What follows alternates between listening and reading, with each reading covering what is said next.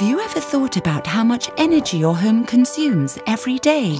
Energy for heating, for mechanical ventilation, and for all of your electric devices. In Europe today, the entire building stock gobbles up to 40% of our total energy consumption. That's a lot of energy. That is why we have to look at the house itself to improve the way we use the energy. In a building, there is a constant heat loss through the walls, the roof, the doors, and the windows. To improve the energy consumption in the building, we have to minimize the heat loss.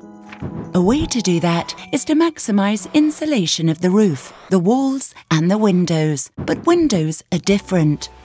Through the window, we receive free solar gain directly from the sun. Throughout the year, windows often deliver more heat to the house than they lose. Together, the solar gain minus the heat loss equals the energy balance.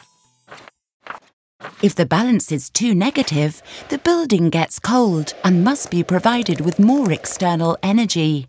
If the balance is too positive, the building can get too hot from solar gain.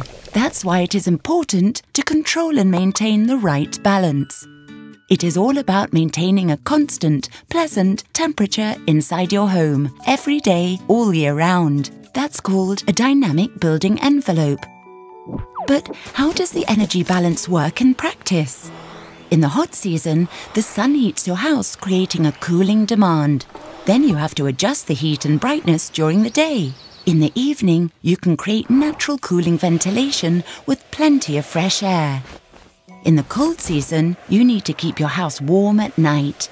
During the night, the heat that you have accumulated all day will keep both you and your home warm. In daytime, you receive free solar heat through your windows. It's as simple as that. A house resembles a living organism. Similar to yourself, it changes during the day and needs to breathe to deliver a healthy indoor climate. The energy balance is always present, but if you choose to use it actively, your house becomes an active house for the benefit of the environment, the climate, and the future generations of our planet.